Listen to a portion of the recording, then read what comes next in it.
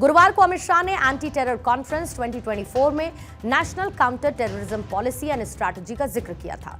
साथ ही यह भी बताया था कि कैसे आतंकवाद से लड़ने के लिए एक मजबूत इकोसिस्टम तैयार हुआ है। जम्मू कश्मीर में जिस तरीके से आतंकी फिर से सिर उठा रहे हैं, आतंकी घटनाओं को अंजाम दे रहे हैं, उसको लेकर सेना और सुरक्षा बलों का एक्शन भी तेज है। घाटी में आतंक का नया दौर शुरू होने से पहले ही सुरक्षा एजेंसीज अलर्ट मोड पर हैं।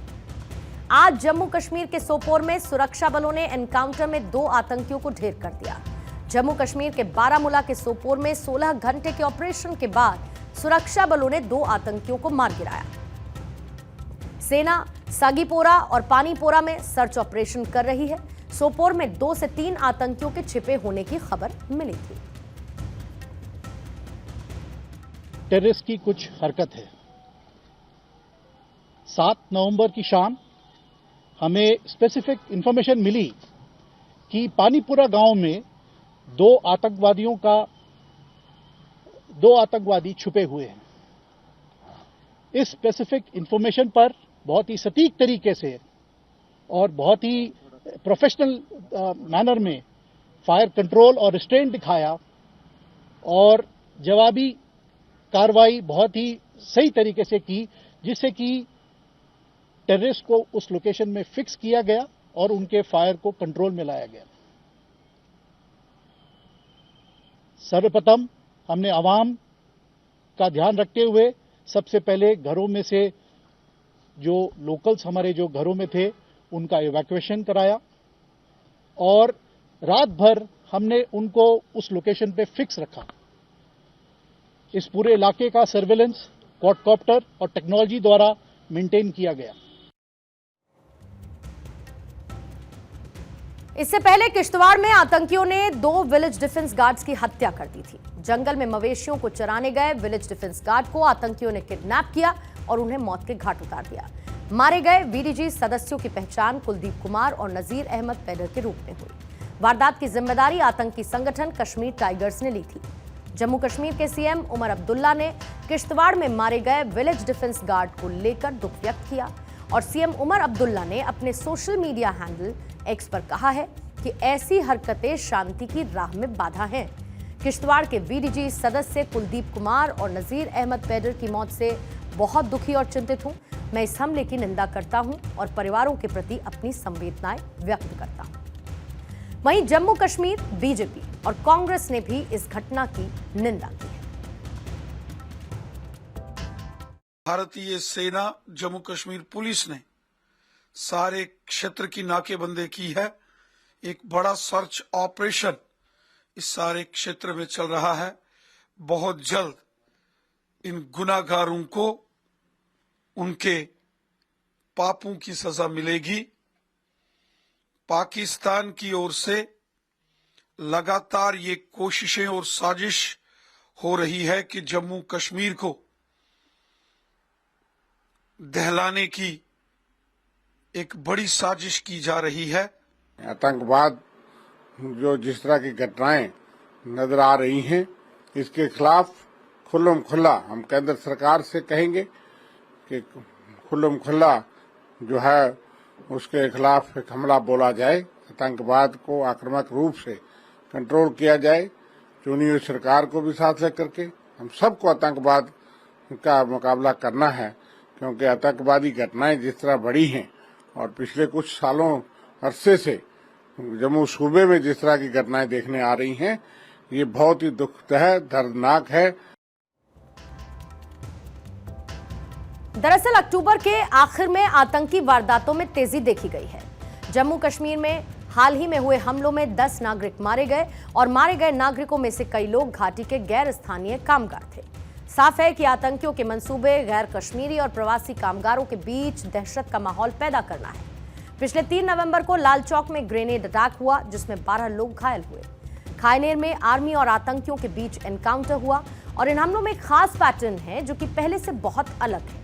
घाटी में ऐसे लोग आतंक फैला रहे हैं जिनका जुर्म का पिछला रिकॉर्ड है ही नहीं। कश्मीर में कई ऐसे छोटे मोटे संगठन बन चुके हैं जो कि हिंसा फैला रहे हैं। इन आतंकियों के काम करने का तौर तरीका आतंक के पुराने ढंग से एकदम अलग है। पहले हमलों का पैटर्न अलग हुआ करता था। Think tank observer research foundation की रिपोर्ट ये कहती है कि LOC यानी कि लाइन ऑफ कंट्रोल के उस पार से आतंकी आते और हमलों को अंजाम देते थे। आमतौर पर गुरिल्ला टेक्निक से साइलेंट अटैक करते और वापस घाटी के घने जंगलों में गुम हो जाते थे। स्थानीय लोगों की मदद से जम्मू कश्मीर के भीतर छिपे रहते थे और अपना नेटवर्क मजबूत करते थे। POK और हमारे कश्मीर के लोगों के चेहरे, हाव भाव और भाषा में बहुत ज्यादा अंतर नहीं है और इससे ऐसे आतंकी आसानी से पकड़ में भी नहीं आते थे। जम्मू कश्मीर में पिछले कुछ दिन में जो भी आतंकी एक्टिविटी बढ़ी उसमें हाइब्रिड मिलिटेंट्स का रोल बढ़ा है। ये रैंडम कश्मीरी युवा होते हैं जिनकी कोई क्रिमिनल हिस्ट्री नहीं होती है।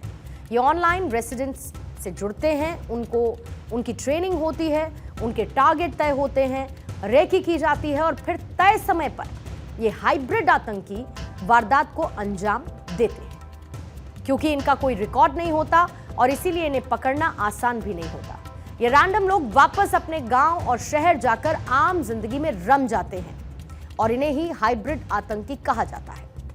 हाइब्रिड आतंकी स्मार्टफोन का इस्तेमाल नहीं करते, लेकिन सोशल मीडिया पर अलग पहचान के साथ जरूर एक्टिव रहते हैं और इन्हीं के जरिए वो नैरेटिव सेट करते और अपना प्रचार प्रसार करते हैं। घाटी में जो इन दिनों आतंकी गुट एक्टिव है वो हाल ही में बने हैं और खुद को इंडिपेंडेंट कहते हैं, जिसमें the resistance force, JNK, Ghaznavi force, Kashmir tigers और पीपल एंटी फासिस्ट फ्रंट शामिल है। द रेजिस्टेंस फोर्स का जन्म जम्मू कश्मीर से आर्टिकल 370 के एब्रोगेट होने के बाद हुआ। यह संगठन भी ऑनलाइन शुरू हुआ, हालांकि इसे जैश और लश्कर की एक विंग कहा जाता है। पिछले 6 महीने केवल ऑनलाइन एक्टिविटी के बाद यह संगठन कई दूसरे बड़े आतंकी गुट के साथ मिलकर काम कर रहे हैं, जो कि जैश-ए-मोहम्मद का प्रॉक्सी है, यानी कि उसे कवर करने का काम करता है। द रेजिस्टेंट फ्रंट को लेकर ये कह सकते हैं कि एक तरीके से लश्कर-ए-तैयबा की ही इकाई है, उसकी ब्रांच है। जम्मू कश्मीर से आर्टिकल 370 के हटाए जाने के बाद द रेजिस्टेंस फोर्स एक ऑनलाइन यूनिट के तौर पर शुरू हुआ था और इस संगठन को बनाने की साजिश सरहद पार पाकिस्तान से रची गई। TRF को बनाने में लश्कर-ए-तैयबा और हिजबुल मुजाहिदीन के साथ साथ पाकिस्तान की खुफिया एजेंसी ISI का भी हाथ है। TRF इसीलिए बनाया गया ताकि भारत में होने वाले आतंकी हमलों में सीधे तौर पर पाकिस्तान का नाम ना आए और वो FATF यानी कि फाइनेंशियल एक्शन टास्क फोर्स की ब्लैक लिस्ट में आने से खुद को बचा सके। कुल मिलाकर इस वक्त जितने भी आतंकी एक्टिव हैं उनका मकसद एक ही है और वो है घाटी में दहशत और आतंक फैलाना, अमन चैन को बिगाड़ना, कश्मीर के स्थानीय लोगों के बीच ही नहीं बल्कि गैर कश्मीरियों के मन में भी खौफ पैदा करना। इन सभी की फंडिंग अलग अलग ग्लोबल टेररिस्ट गुट करते हैं, जैसे कि जम्मू कश्मीर गजनवी फोर्स को जैश-ए-मोहम्मद से पैसा मिलता है और ये सीधे आतंकी हमला करने की बजाय सोशल प्लेटफॉर्म पर नैरेटिव सेट करते हैं और भड़काते हैं। कुछ का काम केवल ओवरग्राउंड वर्कर्स को जोड़ना है। आप सोचिए, जो आतंकी कश्मीरियत के दुश्मन हैं, जो दहशतगर्द अमन चैन के दुश्मन हैं, उनका हिसाब करने के लिए सेना और सुरक्षा बल 24 घंटे मोर्चा संभाले हुए हैं। जिस तरीके से जम्मू कश्मीर में बढ़ती हुई आतंकी घटनाओं को अंजाम दिया गया है, हमने पिछले दिनों LOC पार आतंकियों की नई साजिश को डिकोड किया था, जिसमें यह खुलासा हुआ था कि किस तरीके से दहशतगर्दों ने अपना ठिकाना बदल दिया है, यानी कि वो पीर पंजाल शिफ्ट हो चुके हैं। पहले टारगेट पर कश्मीर घाटी रहती थी, लेकिन पिछले कुछ वक्त से जम्मू को आतंकियों ने निशाना बनाना शुरू कर दिया और फिर से आतंकी घाटी को दहलाने की फिराक में है, जिसने खुफिया एजेंसी, सेना और सुरक्षा बलों को भी चिंता में डाल दिया है। अगर आप पीर पंजाल को समझेंगे तो पीर पंजाल क्या है, जो कि आतंक का नया एपिक सेंटर बनाया जा रहा है। दहशतगर्द पीर पंजाल के उत्तर से दक्षिण की तरफ शिफ्ट हो गए हैं। पिछले 2 साल में आतंकियों ने अपनी लोकेशन को ये बड़े तौर पर बदला है। पीर पंजाल हिमालय की एक पर्वतमाला है जो कि POK से होते हुए भारत में जम्मू कश्मीर और हिमाचल प्रदेश तक फैली है। इस क्षेत्र में रावी, चिनाब और झेलम जैसी नदियां भी बहती हैं। पीर पंजाल इलाका पर्यटन के लिए काफी मशहूर रहा है और पीर पंजाल के पहाड़ 13,000 फीट की ऊंचाई पर है। पर्यटन एक्टिविटीज पीर पंजाल के ज्यादातर उत्तरी हिस्से में होती हैं, जहां पर आतंकियों के ठिकाने बने हुए हैं और ये जो इलाका, इसकी बनावट ऐसी है कि यहां पर आतंकी छिपे रहते हैं। पिछले साल दिसंबर में हुए हमले के बाद भारतीय सेना ने पीर पंजाल में तैनाती बढ़ाई। ह्यूमन इंटेलिजेंस पर भी ज्यादा फोकस किया। मतलब ये कि पीर पंजाल घाटी आतंकियों का एपिसेंटर बना है। आतंकियों ने सेना को निशाना बनाने के लिए इसी साल मई में राजौरी पुंछ का इलाका चुना।